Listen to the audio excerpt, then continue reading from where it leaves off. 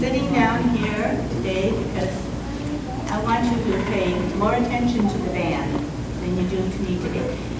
As you can probably tell by what the scriptures that I picked for today, it has to do with singing. And our band does a fantastic job, which we all know.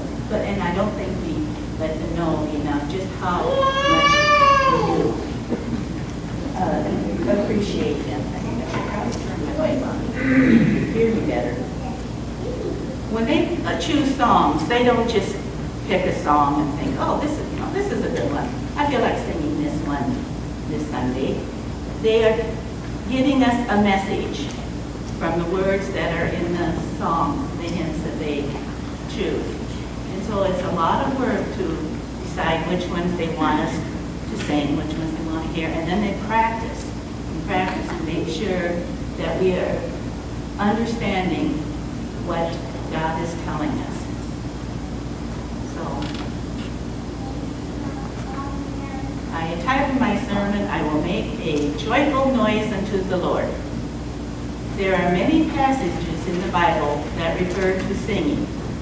I love to sing, but the only times I really sing out are when I'm in the shower or when I'm driving alone in my van, which can cause some funny looks from people because I can really sing out then.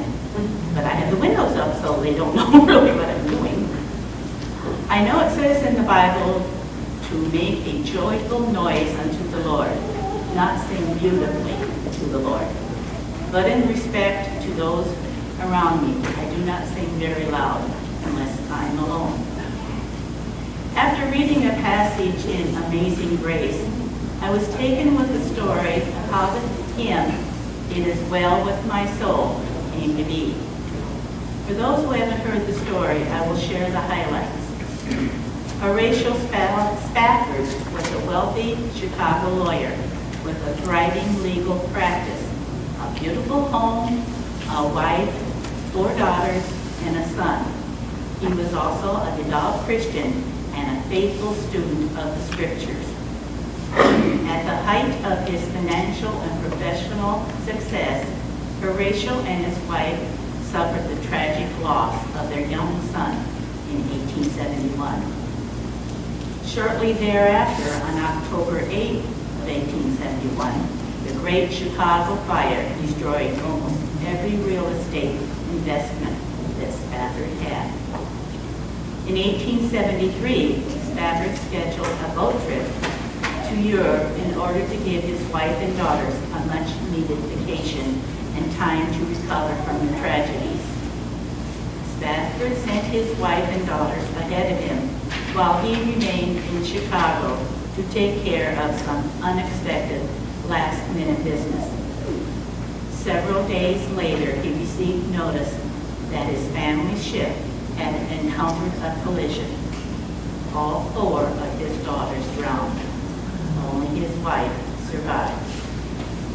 With a heavy heart, Spafford boarded a boat that would take him to his grieving wife in England.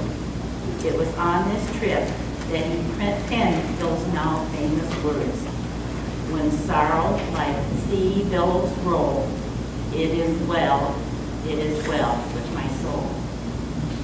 When I listen to music, I'm usually drawn to the melody of the song and don't pay much attention to the lyrics at first, because a lot of the time I misunderstand what the words are. Like when my daughter was 3 and she thought the words to the song were bringing in the cheese instead of bringing in the sheaves. Or the young boy who thought Harold was the angel's name in Hark the Herald Angels Sing. After reading Horatio Spafford's story, I looked up the song, It Is Well With My Soul, and concentrated on the lyrics. I was impressed that after suffering so much tragedy, that Mr. Spafford could write such a song. And I wondered if I had been through something like that, would I feel that way, let alone write a song about it? That got me to thinking about some of the hymns I love. I looked at those hymns in my hymnal and discovered how the words of apply to me in my life. I discovered that the hymn, "Here I Am, Lord," applied to my life because I've always felt called to do mission work. When I was able to do a mission trip to Tahlequah, Oklahoma with some members of my church, along with the church here in Waterloo, we had a commissioning service. The hymn, "Here I Am, Lord," was the last song we sung before the service was over and we left for Oklahoma. This hymn tells of God asking, who will tell the people of God's love? And the chorus answers in part, "Here I am, Lord. I have heard you calling in the night. I will go, Lord, if you lead me. I will hold your people in my heart." I loved being a Sunday school teacher, vacation Bible school teacher, and working with the third graders when they received their Bible.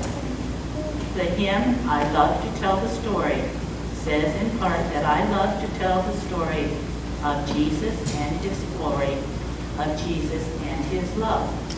I love to tell the story, for some have never heard the message of salvation from God's own holy word. "Trust and Obey" is a hymn that I love, but I have trouble with both of those adjectives. The chorus says it all. Trust and obey, for there is no other way to be happy in Jesus but to trust and obey. I am a worrier, and I know that I am not trusting when it says in Matthew 6:27 and verses 30 through 34 from the Common English Bible. Who among you, by worrying, can add a single moment to your life? If God dresses grass in the field so beautifully, even though it is alive today and tomorrow is thrown into the fire, won't God do much more for you, you people of weak faith? Therefore, don't worry and say, what are we going to eat, or what are we going to drink, or what are we going to wear? Gentiles long for all these things. Your heavenly Father knows you need these things. Instead, desire first and foremost God's kingdom and God's righteousness, and all these things will be given to you as well. Therefore, stop worrying about tomorrow, because tomorrow will worry about itself. Each day has enough trouble of its own. The phrase from verse 30, which says, "You people of weak faith," really stands out for me. It condemns me because I like to think that I have a lot of faith.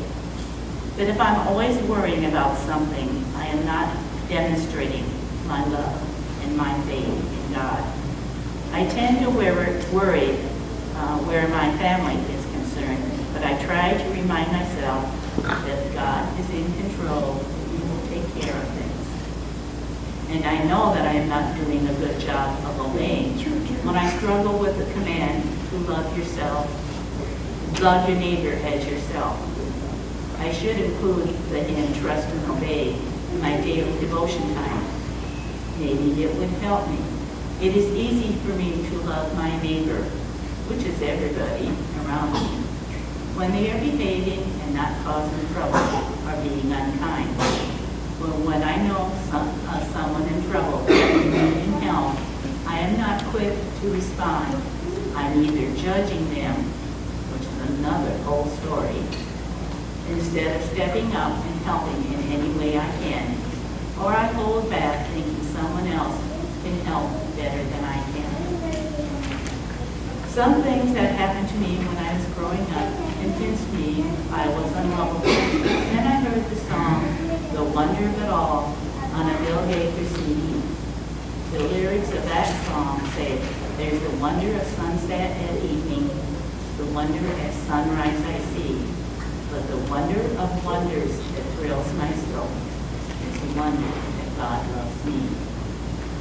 And the chorus says in part, "Oh, the wonder of it all, just to think that God loves me." When I sing that song, I feel at peace and know that no matter what has happened to the past or what I have done, God loves me. Another Gaither song, "Because He Lives," inspires me when I am in despair at all the bad news I hear on the evening news and read in the paper. The refrain of that song says, "Because he lives, I can face tomorrow. Because he lives, all fear is gone. Because he lives, I know he holds the future, and life is worth the living just because he lives. And I know that God is so good." It is a comfort to me to know what a friend we have in Jesus, to know that he bears our sins and grief. He is there to carry our burdens, that all we have to do is take everything to God in prayer. Knowing that Jesus is my friend has gotten me through some tough times. When God answers a prayer that was really weighing on me, I want to sing and shout, "Our God is an awesome God," and I want to tell others about it. When I'm facing a trying time in my life, I am glad that I have decided to follow Jesus. I know that he is with me and he will guide me through. A praise song I like is, "Lord, I lift your name on high," where the words say, "I am so glad you came to save us. When I am alone, I will sing, I am so glad you came to save me." I wish that we could sing, "They will know we are Christians by our love," more often. Maybe if we sang it frequently, people would start heeding the words, "We are one in the Spirit, we are one in the Lord. We will walk with each other, we will walk hand in hand. We will work with each other, we will work side by side." And maybe we could change the way we are acting towards one another. And when I'm getting ready to pass from this earth, I'll want to sing, "I'll fly away." It gives me comfort to know about flying to heaven. With arthritis making it difficult for me to get around, sometimes the thought of flying to heaven where there is no pain and no sorrow is comforting. But until then, I will continue to make a joyful noise unto the Lord. Singing has many health benefits. Among them, exercising the lungs, it improves sleep, benefits our heart and circulation, releases pain-reducing endorphins, increases self-esteem and confidence. It's a stress reducer, encourages creativity, brings people together, and encourages a sense of community. It can be a form for fun and laughter. So I would like to encourage you to explore some hymns that have meaning for you and make a joyful noise or beautiful music unto the Lord. Let's pray. Dear God, thank you for the gift of music. Please put a song in our hearts, and may it never be far from our lips. A song of thanksgiving, praise to you, and worship of you for all your wonderful works, and especially for the gift of your Son, the Lord Jesus Christ, who died on the cross in our place to save us from our sins. Thank you for hearing and answering our prayers. In Jesus' name.